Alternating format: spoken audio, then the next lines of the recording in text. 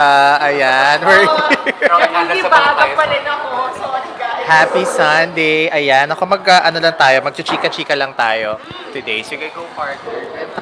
Sino ba pagchichikahan natin? Oo nga, sino nga ba? So mag-start muna tayo sa mga kakatapos lang muna ang mga pageant. Okay, let's Okay. ang mga nangyari. Actually, pasensya na ho.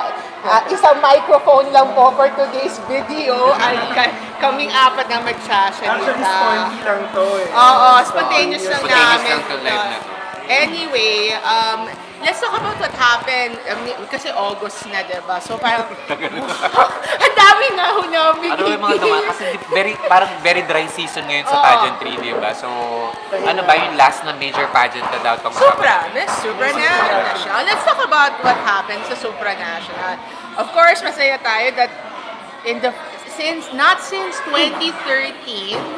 naka-penetrate ulit tayo ng top 5. And we like to congratulate Pauline again for, for bringing back the glory of the Philippines in the international stage. So let's talk about it. Partner, nung nagmamonitor kayong tatlo, anong nangyayari? Ano yung mga napansin ninyo? Kasi, aminin ko po, sorry, nakatulog ako nung nangyari na yun. Ako una na lang. Sige.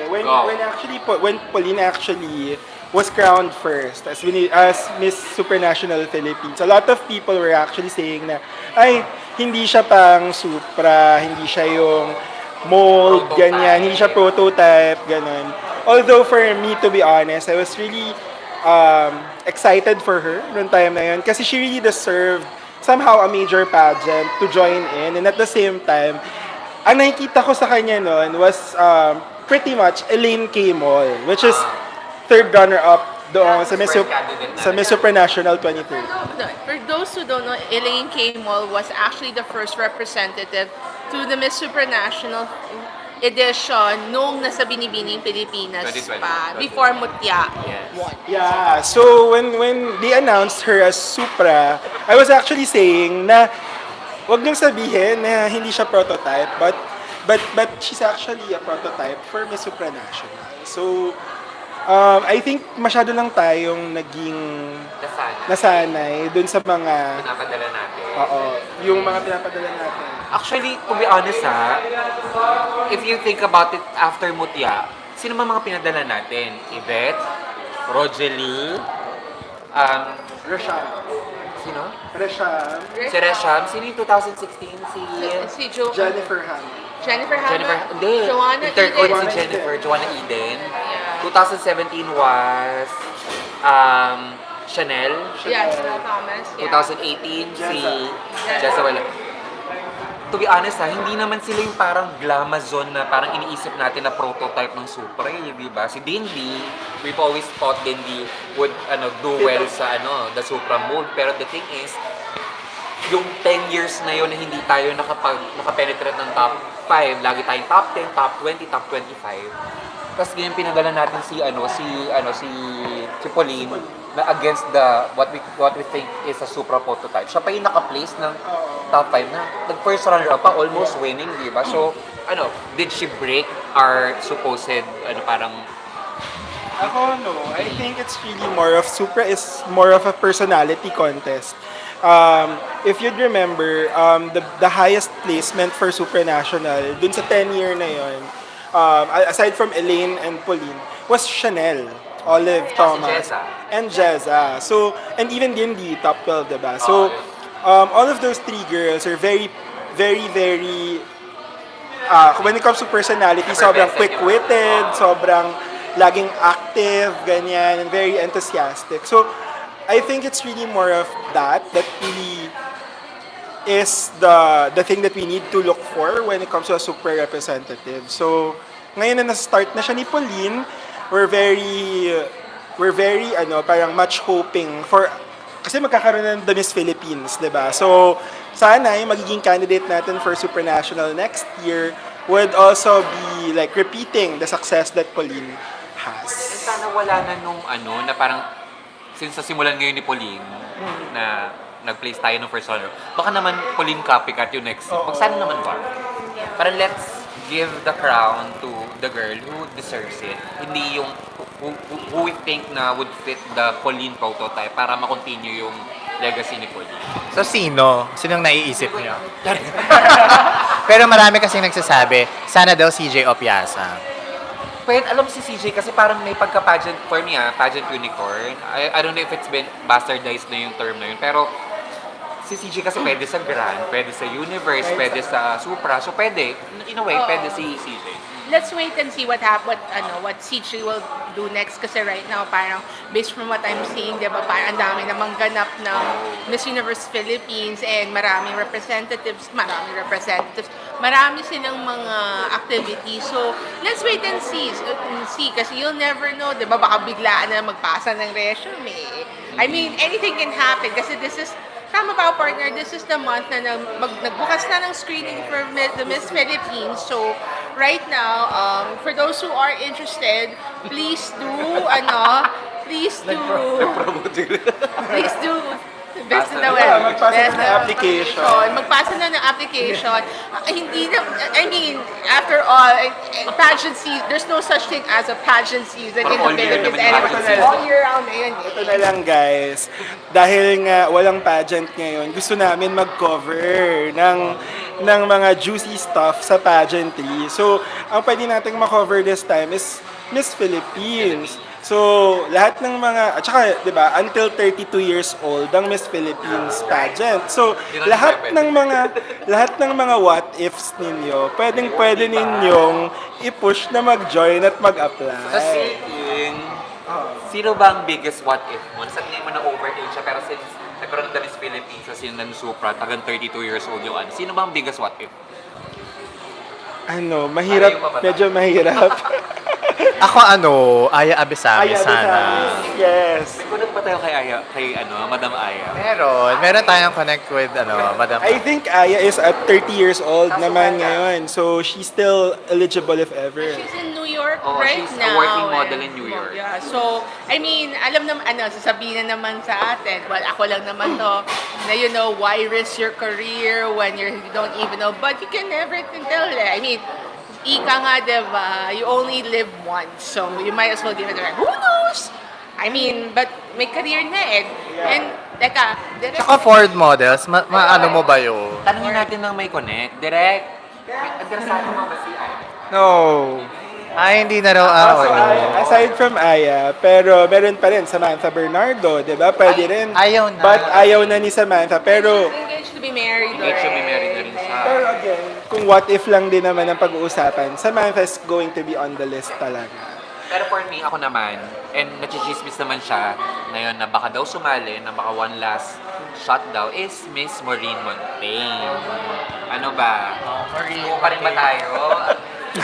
Well, si Maureen naman kasi, si Maureen naman is always a contender. She's always a contender. And she speaks well. And during the Miss Globe pageant, she single-handedly won that pageant with everything that she has. So, kung magjo-join siya ng Supranational, it's really going to be a good battle. Pero ang maganda dyan, kung sino yung mga kalaban niya. Hindi ba risky yun? Kasi di ba may international title na siya? Wala pa bang umay factor kay Queen Mo? In fairness, hindi ako naumay sa kanya. Ako din. Kasi every time na sumasali siya ng pageant, parang bagong Maureen yung nakikita ko. Like sa Binibini, sa MWP, sa Miss USA, sa Miss Globe. Ibang Maureen yung nakikita ko. Kung kasing ganda ko si Maureen, talagang sasali ako forever. But let's wait and see, diba? Kasi, I think with Maureen, ang maganda sa kanya ngayon is mas immersed na siya sa Filipino culture. Julia Subier. Oy, si Julia Sobey, guys, kung hindi nyo alam, nanood na ba kayo ng Barbie? not yet. Siya si Hippie Barbie. Yung di ba yung opening, yung pinakita yung mga There's two Barbie? Filipinos actually, Supreme Court Justice Barbie, tsaka si Hippie Barbie. Actually, na-discover na sa totoo lang, hi Jules, nalaman ko lang nung pinost mo sa Instagram na nag-ano ka. Siya si Hippie Barbie. Wala siyang speaking line, pero siya yung Hippie Barbie. Ako manonood kami niyan. Ngayon, 8:30. Ay, hindi. Late na. Oh, We'll find Wala. out. Nasa working na abroad and meron yatang plano si Jules na parang to concentrate more on her modeling and movie career. Mga past Miss Universe Philippines like Genesis Latugat, Chantal Schmitz would be great contestants as well. Sexy, magaling magsalita. Ayun, pwede. And very enthusiastic. True, Diyos ko, personality filled si ate mo. Binibining Pilipinas, Mirhan, Hipolito, Pwede rin. who else? VVV daw. Ano na, settle na daw si, ewan ko retired na daw si Bibi. Puro. We also- Pero alam ko, settle na siya sa Australia ngayon. Bumili nga ng bagong bahay ata si Mama. Oo. Yung isa po pang kumare, si Eman ulit. Pwede rin. Pwede rin. Actually. Pero ako si Eman, since goal niya naman talaga yung Supra, I-push hanggang na 32, na, push no? na. One Ako last na- try. May factor na ba sa kanya? Wala pa naman. Oo, kasi parang yung Reyna, even if it's a competition that we saw her perform already, we know that she can still try for a bigger pageant, kumbaga. So, I think Eman can try for Supra talaga. Pero yung think ba na-downgrade siya nung yung performance niya ng Reyna to yung naging nakita natin sa kan during MUP? Pagdating naman kay Eman, we always see her as a top contender. Her preliminary performance in Miss Bakit ba Universe number- Philippines would be Siya ba number a testament to that. Siya ba yung rumored? Alam ko siya yung rumored na nag-number 1 daw ng prelims. I'm not sure. May nagbulong lang sa akin some. So, A little sino pa ba? A little birdie. Actually, pwede pa rin si Emma Tiglao. If ever na gusto ni Emma. Emma Tiglao is now happily doing her job as a newscaster. So I think medyo na si Emma. Settled. Gazini daw. Gazini and...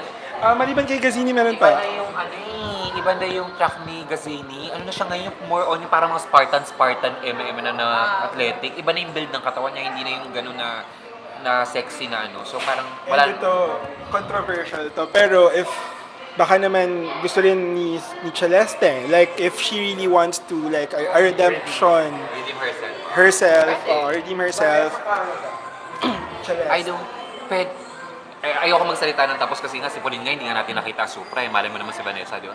Hindi ba siya uulit sa Miss Universe Philippines? Vanessa Diba Caro. nga, chismis ka na mag-a-apply nga doon ng binibini. Binibini ba yung time na yun? Yeah, Hindi pero naman ata tumuloy. hindi naman tumuloy. So we don't know.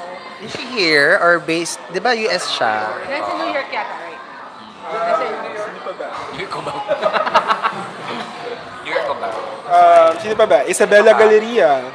Bakit parang ayaw ni Isabella? No, but Isabella kasi is like enjoying the modeling career that she has right now. So, I mean, katulad nung bago po kami nag-live, pinag-uusap-usapan namin din doon na, you know, sometimes when you have a very good career, there's a risk factor, so it will depend. And correct me if I'm wrong, I think Isabella kasi is the breadwinner for family. So, she cannot afford to Maybe to that's also stop another from... reason.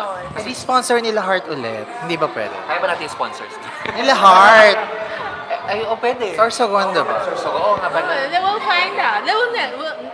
It's still in the cards. So we'll see. We'll wait for Isa to Yeah, so to be honest, ang dami-dami pa talagang pwedeng sumali ng Supra. And sana nga magkaroon pa ng hype on the competition itself. Kasi parang it can be, parang pwede siyang maging pag-converge ng lahat ng mga what-ifs nating lahat sa pageantry. So,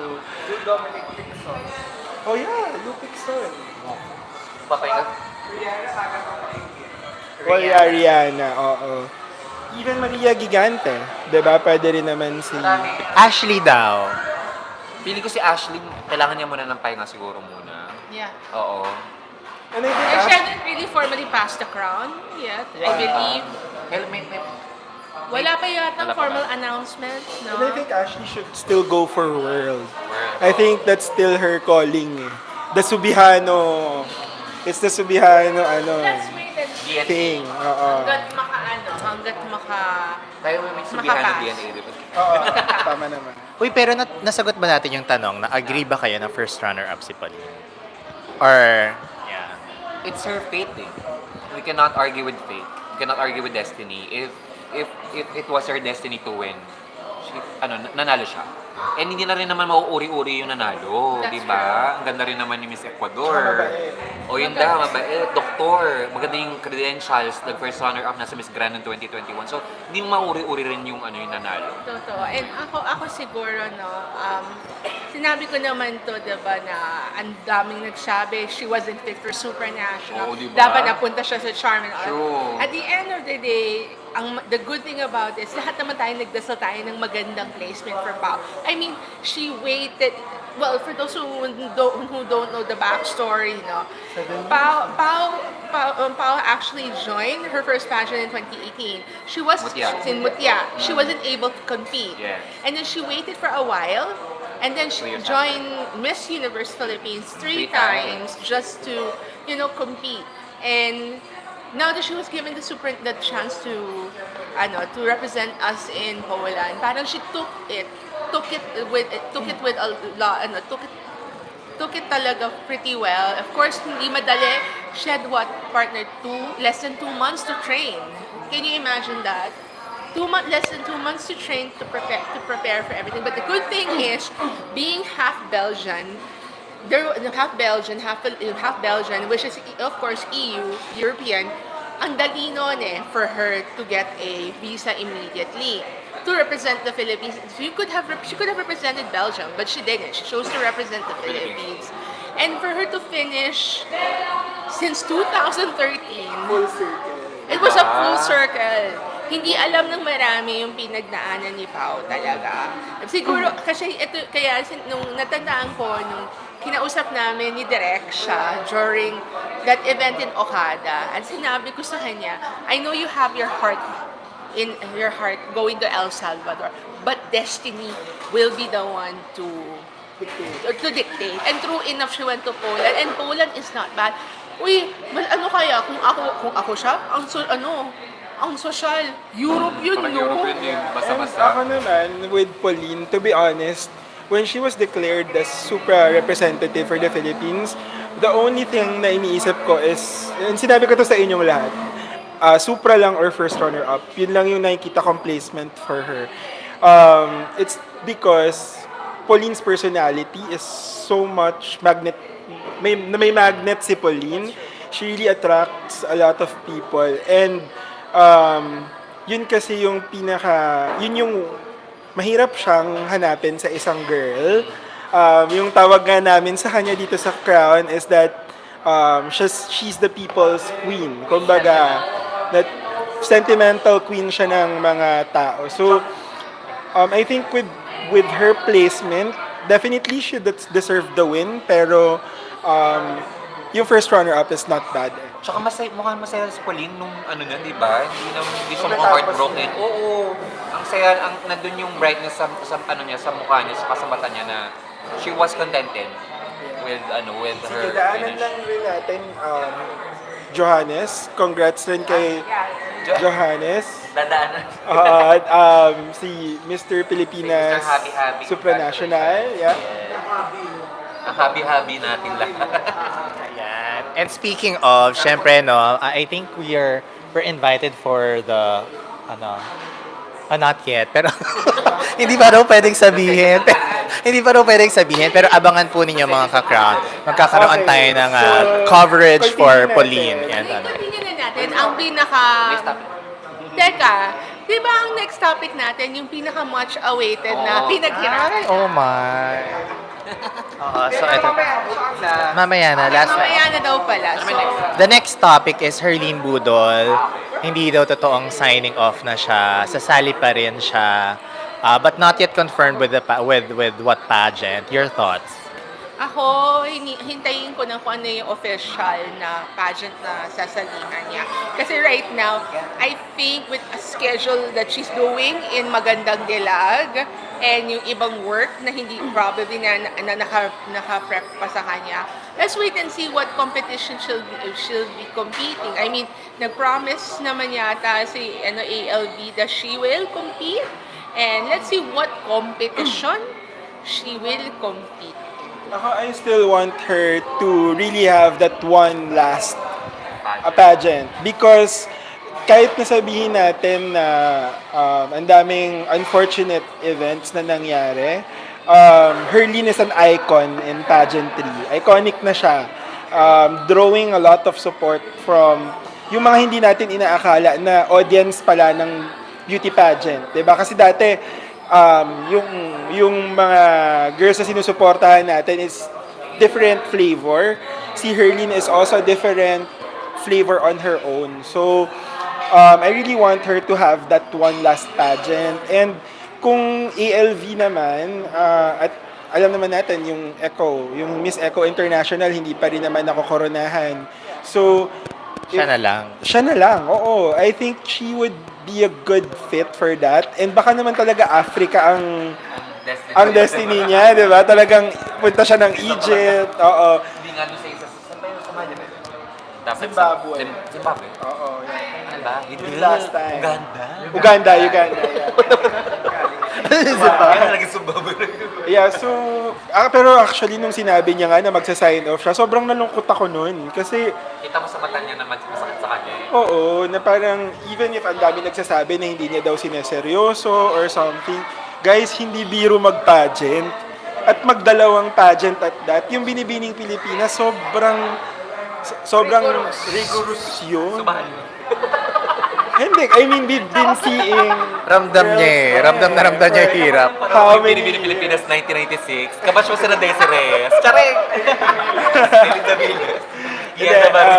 But yeah, going back to Herlene, parang she deserves this. Parang gano'n. And she's also a queen na parang maganda kasi na meron na rin siyang clout eh. Meron na siyang audience. So, gusto ko pang makita yung learnings na and improvements na makukuha niya. And which I think kasi, hindi natin nakita yung level ni Herlene nung nag-compete siya sa Binibini dun sa Miss Grand Philippines. I don't think that was Herlene at her 100%.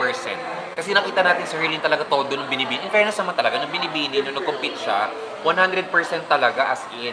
Maybe she wasn't the perfect first runner-up nung reign niya, pero during the competition itself nakipagsabayan siya sa mga veterans at hindi biro-biro yung batch niya. Hello. Ako, I think, now that na may chance for her to join another pageant, sana wag na mag-doubt si Herlene na kaya niya. Yun lang talaga, kasi feeling ko naman kaya niya talagang manalo. And sana wala nang distract. Sorry I mean, kung sasali siya, sana walang soap opera.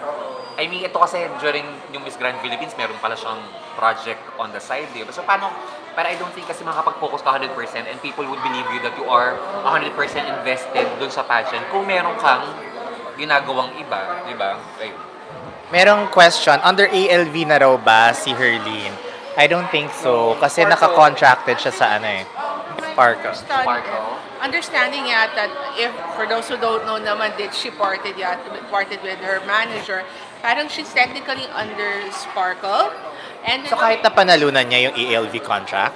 pero she has a 1 year, It's a pageant. it's a pageant pageantry. contract. So that's technically a talent talent management contract. And I'll put it in quotation marks kasi marami like the likes of sila Shaila Rebordera, sila Tracy Maureen Perez, they're all under, because even after they won, they're still under 1 year, 2 year contracts with the management. Ito, kasi parang natandaan ko lang direct, no, correct me if I'm wrong, kasi parang during Binibini, nabanggit ni Sir Wilbur Tolentino sa amin, of course, former manager na ni Herlene ngayon, na parang merong plan na pag-aralin si Herlene and then eventually let her join Miss Universe Philippines. Your thoughts? di ba, I mean, continuously trained pa on for speaking or Miss Universe Philippines. Alam mo ko, if it's Miss Universe Philippines, it's a different battleground kasi. So, nakita naman natin na ang dami-daming candidates na ni-root natin and they end up not winning MUP.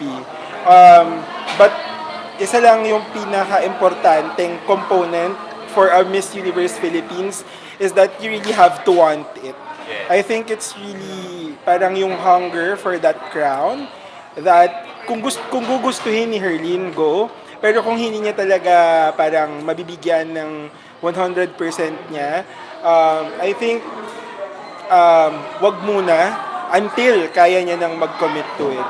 So, 24 pa lang yata si Herlene, or bata 25. pa siya eh. So, ang dami pa, 4 years pa siya pwedeng mag-join ng Miss Universe Philippines. So, she can just wait for that time na hinog na siya. Ako kasi di ba, parang who are we to tell her na you're not Miss Universe Philippines material, di ba? Meron, like, Oo, meron material. oo. Kaso nga lang yun na tama nga si Romel, na parang we're seeing kasi things right now na parang hindi siya 100% invested, ang rami niyang distractions, may rumors na she's just forced into joining pageants, pero we've seen kasi her perform and she's capable of things. So kung seryosohin niya, focus niya talaga yung ano niya, i-dedicate niya yung all her time and yung effort into being a Miss Universe Philippines, kung yun talaga yung end goal niya, then why not? Diba? Who are we to tell her na hindi ka pwede dyan? I mean, ang sa akin lang, parang kung gusto niyang join na Miss Universe Philippines, wag yung parang pag-aaralin, blah blah blah. Wag yung ganon. Let her na decision niya talaga na mag-join talaga. Yeah, and in addition to what they said, no, in the end, it's really making time for it because, you're going to, may mga isa-set aside ka. We know a lot of candidates who really had to give up their work, sacrifice their work, sacrifice time from their family and friends. Kasi even before we went live, pinag-uusapan na natin that joining pageantry is not a joke. Meron ka talagang i-give up. And are you willing to give up your job when you're, for argument's sake, the breadwinner, when you can, you're getting contracts left and right? Kasi minsan hindi naiisip yan ng mga fans na you give up something eh. And something like that is not worth it. Okay, so Tayo sa mga viewers muna natin. Marami daw nanonood. Yes, hello! Hi! Muli namin lang po itong pinaalala ano lang po ito, katuwa ang live lang namin to. sige, next topic tayo. Ano next topic natin? Ako may next topic ako. I Wait think lang, mag-shoutout lang tayo sa ating almost 500,000 followers on Facebook. We're on a road to 80,000 followers on Instagram, kaya nga. And we are celebrating our 100,000 subscribers on YouTube. Mamaya po mag-unbox tayo ng ating silver play button. Kaya special itong episode na to. At na-miss ko itong sabihin, please visit the website www.thecrown.com for more updates.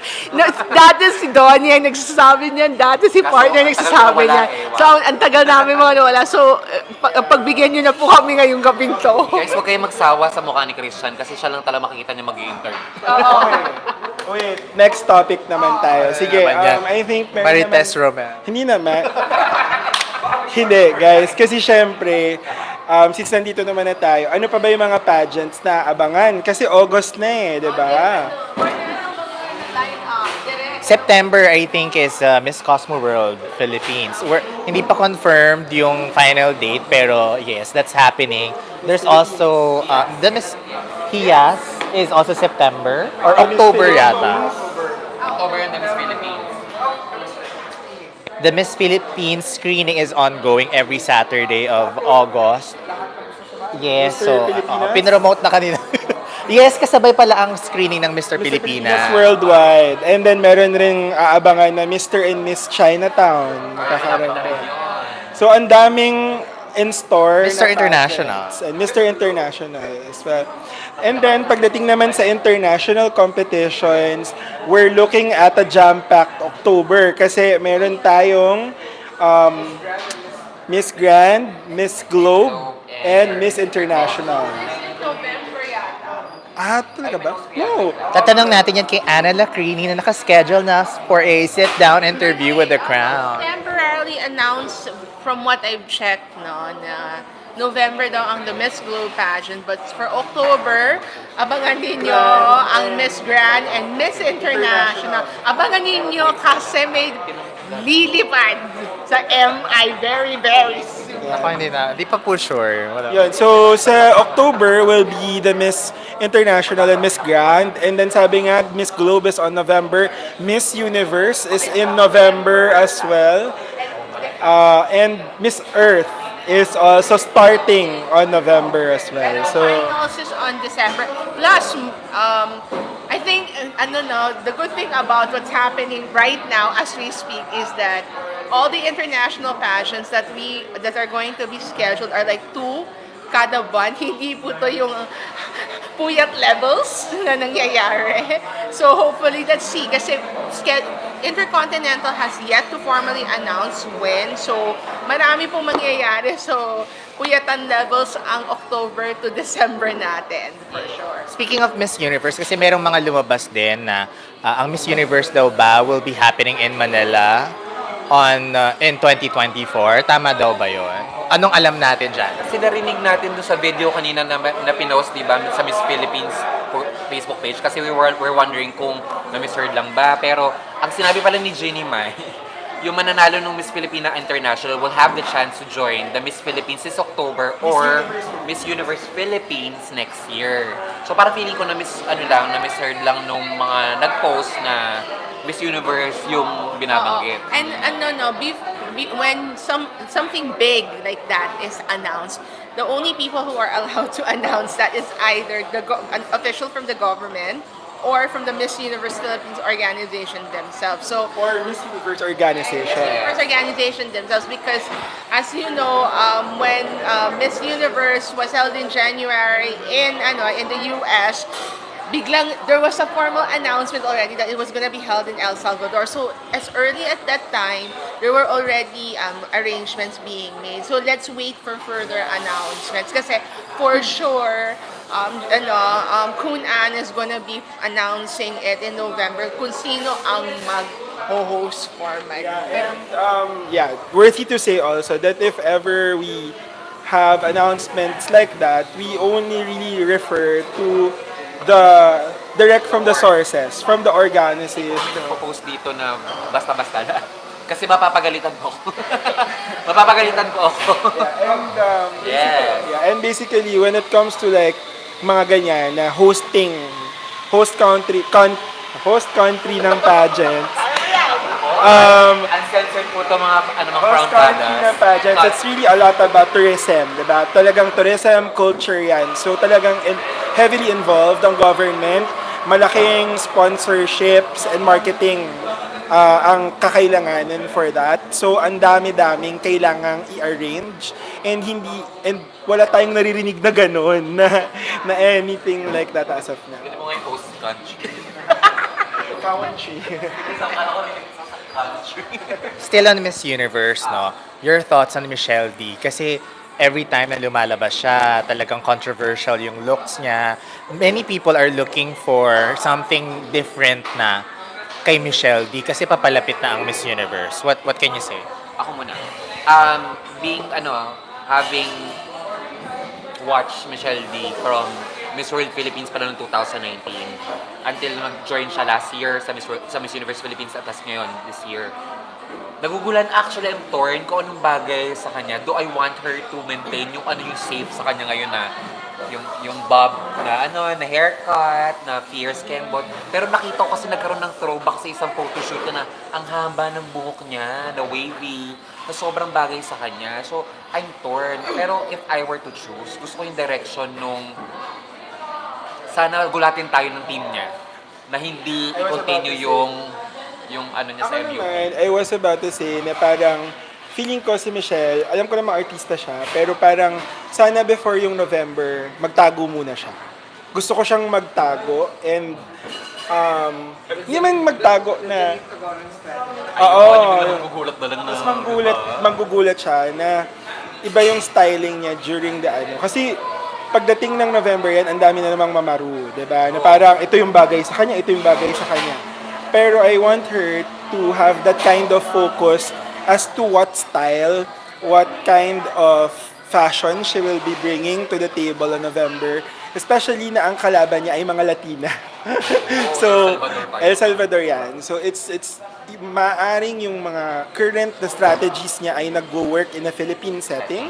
But it might not be a standout pagdating sa El Salvador. So, she might want to do like a bun. Ako for me, bun. I really want to see her in a bun when it comes to like the evening gown competition. And probably a straight hair. Kasi never pa niyang natatry yung Pero di ba nagawa niya na yung Miss World Philippines 2008, yung straight na long hair siya? straight na ganon. Pero yung halimbawa Katrina Legado style, Ano parang gano'n? diba? Okay. O yung mga ganong klaseng pambigla. Hindi pa natin nakikita yun kay Michelle so far. Pero it might be a hit pagdating sa El Salvador. Kasi remember, no, when the last time that the Miss Universe pageant was held in El Salvador, we had Chiqui Rosas as our candidate. Fourth runner-up siya noon, di ba? Fourth runner-up. Yeah, Fourth runner-up, yun. So, nag-work yung ganung beauty sa El Salvador. Do you think it will be the same with Michelle Dina? Do you think yung type ng beauty niya na gano'n na... I hate saying the word hindi ko na nasasabihin. Wag na lang. Baka mabash ako. Pero yung type na ng beauty niya, na Asian, na gano'n, na very, Ako, I think her look is very different kung i-compare mo siya sa mga Latinas. So, kailangan niya lang talaga ng standout factor. Kasi ako feeling ko for sure yung mga Latinas, wavy hair, pare-parehas sila ng look eh. So, kailangan niyang aralin kung ano yung mag-stand out. Sino ba yung mga nanalo ngayon? Actually, naalala ko lang na nanalo ngayon na Latina, yung si Venezuela lang, kasi yung kabatch ni Celeste sa Miss Earth si Diana Silva. Pero may nag-stand out na ba sa inyo? Ako, Nicaragua. Colombia. Makapanalo lang. Na ano siya, host siya. So talagang, El Salvador. Ay, host siya. oo, TV host yata. Maganda rin yung El Salvador na nanalo. Mas maganda yung runner-up niyo. Oh, hindi nyo kami sorry. Hindi. Yung Indonesia ba? Hindi Hindi, yung masyado. sa Indonesia, in fairness to her, she's a really good speaker. And yung itsura niya kasi is very... She's a really good speaker. Pinost ko yung Hindi, she's a good speaker compared to her contemporaries. And then, I think her look is very different kasi maputi siya. Sobrang maputi siya na kind of Asian. So, Hindi siya typical, di ba mahilig yung mga Indonesian? Kay Frederica lang yun na-break yung maliit eh. Pero mahilig kasi yung Indonesian mag-crown ng mga matatangkad. Yeah, but Oo. I'm also looking forward to what the winner from Miss Indonesia is going to bring kasi alam naman natin, diba, next to us in Thailand, very competitive na rin ang Indonesia. Pero actually, Southeast Asia, I'm excited for Team South. Yeah, I'm very excited for Team Southeast Asia Wow, again. so diba? I'm very, very excited. Pag nanalo ba si Venus ng Thailand, tingin nyo, ano siya? I mean, She will be a front runner. versus Michelle D. I think pwede sila yung magiging Front runners for from Southeast Asia. Asia. From Asia. ako confident ako in saying na both of them could really be semi-finalists worthy. It really depends on their performance mismo sa El Salvador if they're going to be in the top 5. Ay kung Antonia Purcell Same thing. versus Michelle D. Mas nag-cost si Vina eh. I think Vina has more... Ewan ko kung strategy lang ni Antonia na muna na ngayon na very, very, low profile lang, na hindi agad sobrang bigay na bigay katulad ni Vina, di ba? Pero feeling ko, I think Vina has more to offer now. Not because it is her third try. Di ba she's gotten married. Yeah, she's gotten married. Mas marami niya ng pageant experience. And I think ito nabigay na nila kay Vina. Ako personally Bigay na for also, me. Vina na rin because right now from Antonia, Antonia naman won Miss Supra, so that's scary. si Anton. And Ang bet ganda kasi natin, Ayun. Vina. we're saying right now it's Vina, personally. Morales. Ako feeling ko Antonia. I know, well, for me, Vina tayo.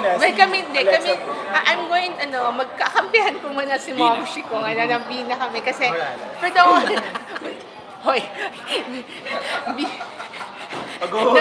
nalos ako na. Si Vina, kasi parang, aside from the third try, I feel that her look, it might be something that is totally different. I mean, of course, ang dami na naman magsasabi na, but she's not Thai enough. I mean, hello. This is 2023 na. Tuwag rin naman. No, but some people have been saying that they want something that's more pure Thai, and Antonia or Anne is fits that. But for me, for Vina, she just offers a different type of beauty, different type of beauty, and at the same time, then na parang, like it or not, she's becoming a very sentimental favorite. So, ako, because Antonia has another chance to give it a try anyway.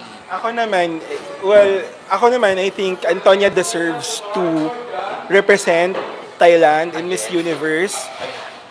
Pero it's a matter of if it is her time now or not. So, right now, to be Safe naman. Ne, pero for me, it's Vina. Like, Vina talaga ako this year kasi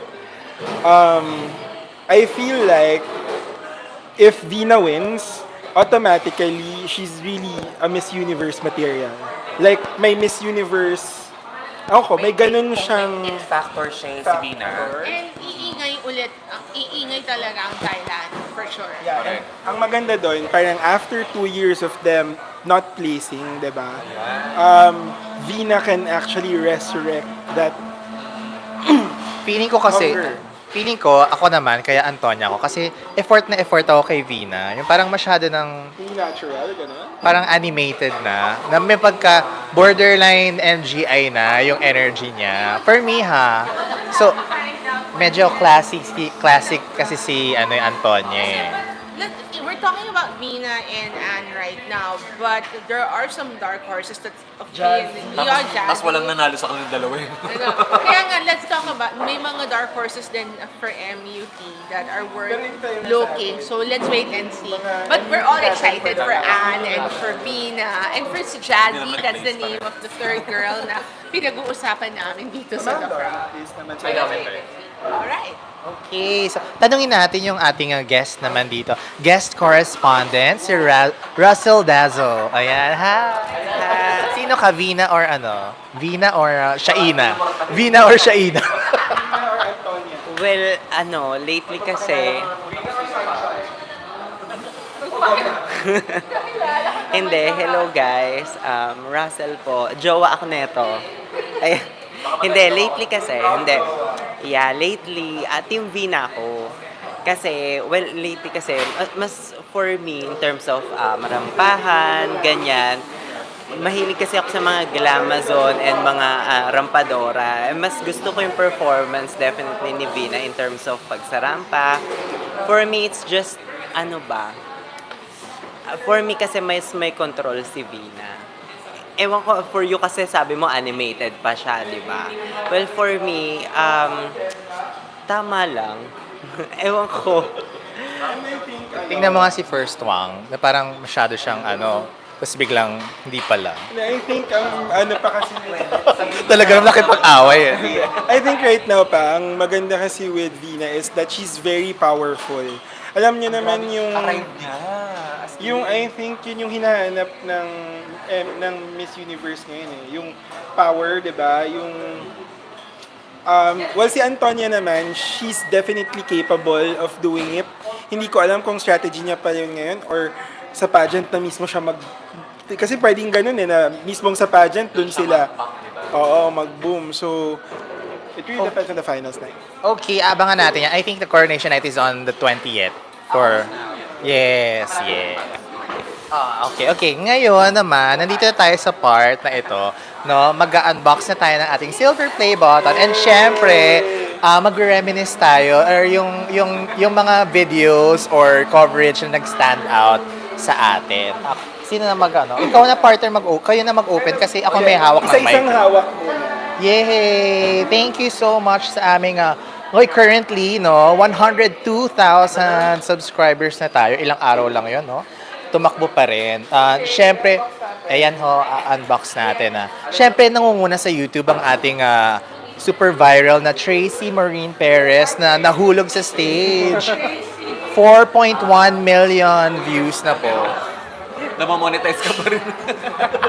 Kaya we love you so much. Yay, Tracy, thank you so much. And syempre, ang second dyan, si Herlene Budol na lagi namang mabenta sa ating mga videos. Ikaw, I think yun, yung mga Pauline content then, and definitely for me, napaka-memorable ng mga live natin during Binibining Pilipinas and Miss Universe Philippines screening kasi Qrown talaga yung isa sa mga nag-start ng mga live, pagla-live, pagdating sa screening, diba? Talagang yung updates na tuloy-tuloy, na hinihintay natin every time kung sino yung official candidates, ganyan. And for me, it's not about just yung mga nag-viral na videos, pero yung what really started it all. Yung mga interviews nung simula, that Mga got Miriam us- Kiambao na interview. that got us going. Miriam Kiambao, Ninya Richie Alagaw interviews, di ba? Yung mga ganyan. That we also started during the pandemic. That was the time na talagang Qrown din yung isa sa mga nag-umpisa ng live interviews via Zoom, di ba? Noong time na yon. So, it was really good to just reminisce on it, di ba? So, naging StreamYard na po kami. diba? So, Rabia. nag-updated kami. Yeah, sila Rabia. Sobrang memorable nung mga interviews natin sa mga naging eventual queens, 'di ba? Like Rabia, Beatrice. We also had interview kay Celeste when she submitted her application. Tayo exclusive natin yun. Not just once, but twice. Aha. And Realize? and then when Hannah Arnold decided to join Binibining Pilipinas International, we also had coverage ng Michelle D submitting her application again for Miss Universe Philippines. Pauline submitting as well, diba? So, ang dami nating napagdaanan ka Qrown, and we're really hoping to do more. So sana yung 100k subscribers namin madagdagan pa up to the next 1 milestone. million. Ano ba next milestone? Million, no? 1 million. 1 million subscribers. Road to 1 million na po tayo, kahit 100,000 ka lang. Ikaw, anong memorable video? O ako, to be honest, kasi yung first year ko talaga sa Qrown was 2021. During, hindi naman kahit ng pandemic, pero yun yung time ni na, yung batch ni na Tracy sa Miss World Philippines, as yung batch ni na Bea sa Miss World Philippines, sa Miss Universe Philippines. Kaya yun yung time na arami ko naging ka-close doon sa ano na yun. So yun yung mga memorable sa akin, yung kasi although hindi pa ako nag-interview nung time na yun, kayo pa lang ni Christian. Si Arboni na interview mo. Ay, wait lang, oh my God, sorry. Si Arboni, Guys, sorry. Team Lane, di ba? Oh, si Arboni, ako lang nag-interview sa sorry. And until now, alam nyo ba, pinafollow pa rin ako ni Arbon sa Instagram. Yan ang kilig niya. Oo, yung kilig factor, pag nakikita ko yung post ni Arboni sa Instagram, tapos tinignan ko, pinafollow pa ba ako nito? Pinafollow pa rin niya ako until now. Interview with Pia Alonso where it's back as well, di ba? And Kylie. So, those were really good times. Ako naman, prior to the interviews, alam ni Directo, ang dami ko rin pinagdaanan sa kanila when I started to get to know the crowd. Then, I was sort of their unofficial advisor back then. But now that Principal. Ako yung principal. Hanggang ngayon naman, principal pa rin nila ako. Guidance. Ako, principal, guidance counselor, tiga-remind ng lahat kahit nagtatalo kami. But joking aside, I guess one of the most memorable din sa akin in 2020 because we were doing a revamp back then. But 2021, yeah, and then 2021 was really one of the best kasi yan yung nakausap natin sila Bea, of course sila Corinne. It was really so much, dun tayo natuto along the way. And yan yung it was a learning curve. 2021 technically was really a learning curve for all of us. And then, of course, sunod-sunod na yung mga interviews. And of course now, we still do the interviews. But of course, alam naman ho natin na ang partner ko talagang madalas na nakikita nyo. Christian pang face of the Siya po ngayon yung face. I have taken, I've Christian taken, baking po on the face. I've taken a step back. Alam naman ho ng mga to ang dahilan bakit Pero ako nag-step back. Alexa, we have to remind our viewers as well na ang Qrown Philippines po, during pag binibini season o kaya Miss World Philippines season, kami lang ata yung talagang matyagang nag-interview sa lahat ng candidates. That's true! Kasi ako, No, nagsabi- that's not saying na parang kailangan mamili ng candidates to interview. It's just that it's Giving saying them a na we're shot. not choosing sino lang yung sikat. Kasi alam na naman natin during the past pageant seasons na hindi naman always the favorites yung nananalo. That's true. We always discover yung mga diamonds in the rough, na, ito pala may potential pala ito. Like yung last season, si Wait Kat lang. Johnson, Yeah, diba? Alam mo, I think it's really important to say na when we're actually interviewing candidates or interviewing resource people for Qrown, it's not really about us getting the clout from it. It's really more of bringing you the context behind pageantry and yung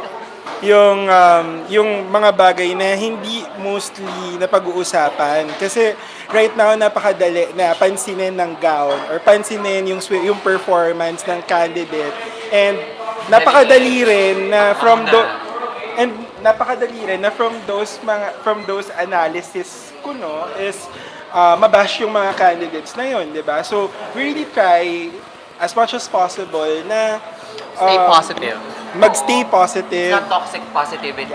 We're not, And give analysis and strategy for the candidates to really work on their skills. Let them share their stories. Kasi share. sila naman ang bida. important is that you share the stories because I remember this is one of the things that Christian and I would always, when we talk about with Binibini, diba? Most especially the people from Mindanao in particular. I mean, we had that conversation with Leslie and Cindy, who, by the way, Cindy, congrats! I know you're engaged. Cindy, you're engaged. You're gonna get married soon, and of course, you're gonna have a baby.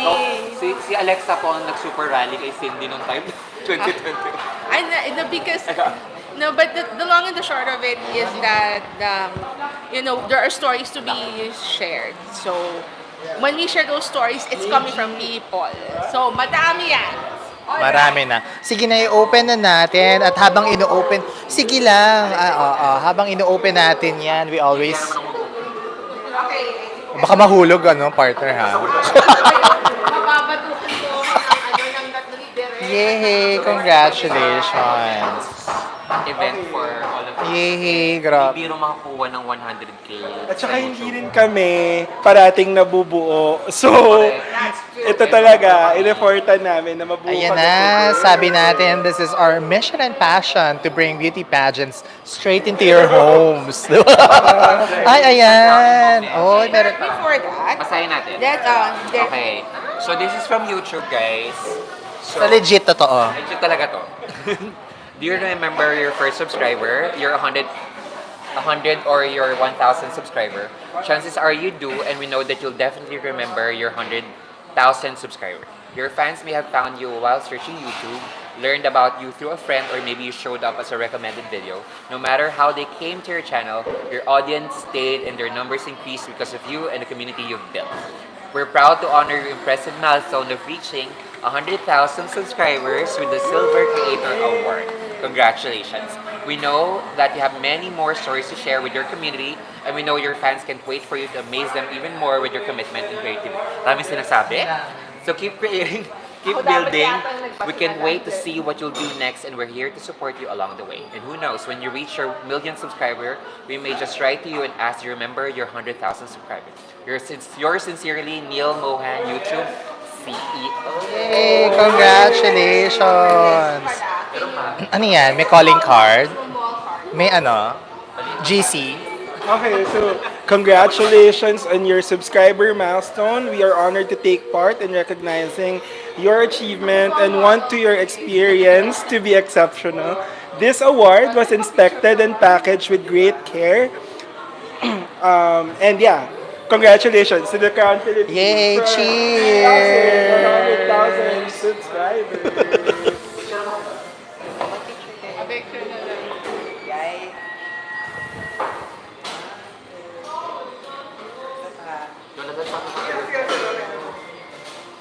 Ayan. Yay! Today is a very special day. Thank you all. Okay, teka. Okay, alright. So, yan po, it's hindi po to soap hour, pero sobrang, direct no, it took almost close to 3 years. 3 years, right? 2 years, Pero 2 yung years. progression nung dami nung subscribers natin in the past 2 years, ang bilis. Sobrang bilis. So it's really very sentimental, and this is a celebration for all of us because it's a big milestone for all of us dahil sa dami ng competition din on YouTube. Wow.